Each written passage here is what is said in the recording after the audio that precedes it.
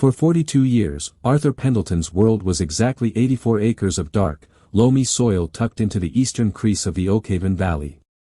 He knew the land not by a surveyor's map, but by the generational memory of his hands. He knew which 5 acres near the creek bed would stay waterlogged until mid-May, which limestone ridges would break a plow blade if he drove it too deep, and exactly where the wild blackberries grew thickest along the western fence line. To the expanding municipality of Oakhaven, however, Arthur's 84 acres weren't a legacy, they were an annoying geographical bottleneck. The city's new multi-million-dollar Outer Beltway project, a concrete artery designed to feed a massive suburban commercial district, was slated to cut directly through the heart of Arthur's property. The city offered him a standard eminent domain payout, a calculation based on cold, raw acreage values that didn't account for 3 generations of blood, sweat, and heirloom crop rotations. When Arthur refused to sign the voluntary sale papers, the bureaucratic machinery shifted into high gear. They didn't just threaten him, they sent the yellow machines. On a Tuesday morning, 3 massive diesel bulldozers sat idling at his property line, their exhaust plumes cutting through the morning mist, ready to tear down the historic timber barn his grandfather had raised with hand-hewn oak beams. Arthur stood on his porch, a lukewarm cup of black coffee shaking slightly in his grip, watching the city representatives exit their clean, white city-issued trucks. Lead project manager Marcus Vance wore a pristine hard hat and held a rolled-up clipboard like a weapon. Behind him, local sheriff deputies stood with hands resting casually on their utility belts. Vance didn't see a man defending his heritage. He saw a line item on a spreadsheet that was currently 3 weeks behind schedule. He walked up Arthur's gravel driveway, his polished work boots kicking up dust, and handed Arthur a final execution order for immediate possession.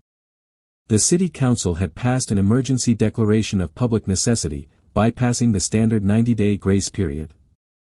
Vance told him he had exactly 2 hours to clear his personal belongings from the primary structures before the clearing crew began demolition on the barn and the southern perimeter fencing. Arthur's chest tightened. His lawyer had stopped answering his calls at midnight, essentially admitting defeat against the city's massive legal team. It seemed completely over. The bulldozers revved their engines, the high-pitched whine of the hydraulic fluid signaling the beginning of the end for the Pendleton homestead. Arthur looked down at the paperwork, his vision blurring slightly, assuming this was the moment he would have to pack his grandfather's old pocket watch, his grandmother's sewing machine, and walk away from his life. But as his eyes scanned the boilerplates of the city's legal petition, a single word buried in an exemption clause caught his eye. Arthur didn't panic.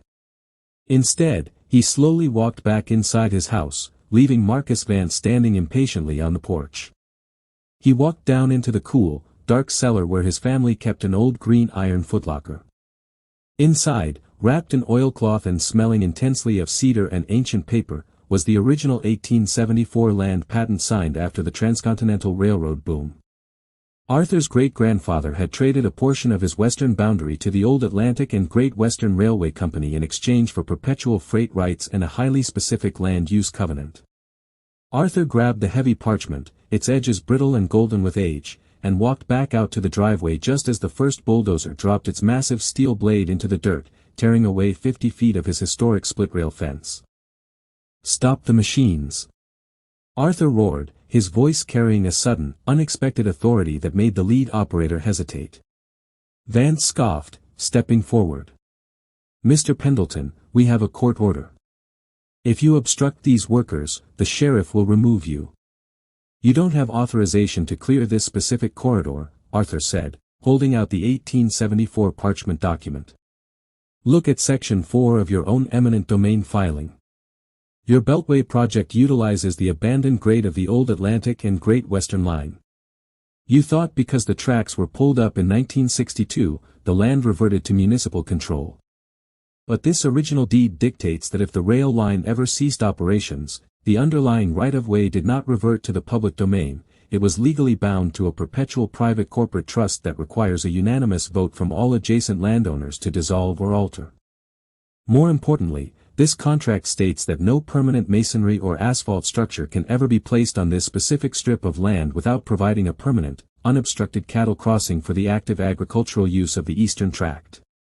If you pour concrete here, you are violating a federal rail corridor covenant from 1874 that carries a mandatory statutory injunction.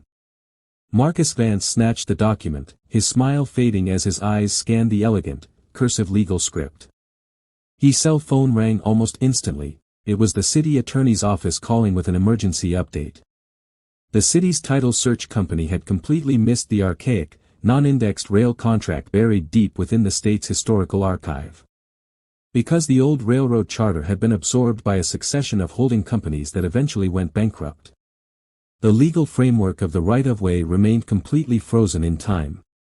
The federal laws protecting historic rail corridors were absolute, overriding local municipal eminent domain codes. If the city touched that specific strip of land, the entire multi-billion-dollar federal grant funding the Beltway would be automatically frozen due to a title dispute on a protected historical corridor. Vance's face went completely pale. He slowly lowered his phone, looked at the idling bulldozers, and raised his hand to signal a complete halt. The engines died, leaving nothing but the sound of the wind through Arthur's cornfields. The bulldozers sat silent, their massive blades resting uselessly on the edge of Arthur's torn fence line, but the battle was far from over. While the 1874 railroad contract had stopped the diesel engines from roaring that morning, it also lit a fuse beneath the city hall steps. Marcus Vance had retreated to his white truck, frantically barking orders into his radio, his corporate superiors realizing that a single old man with a piece of brittle parchment had just jeopardized a $200 million infrastructure project.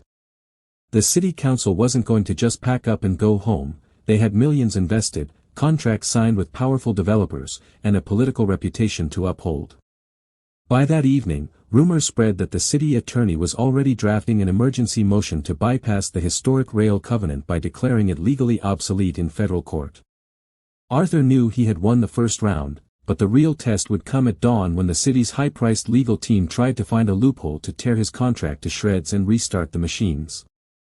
Imagine standing on your porch, watching the entire weight of a modern city government try to erase your family's history, armed with nothing but a piece of paper written by candlelight a century ago. It's the ultimate David versus Goliath story.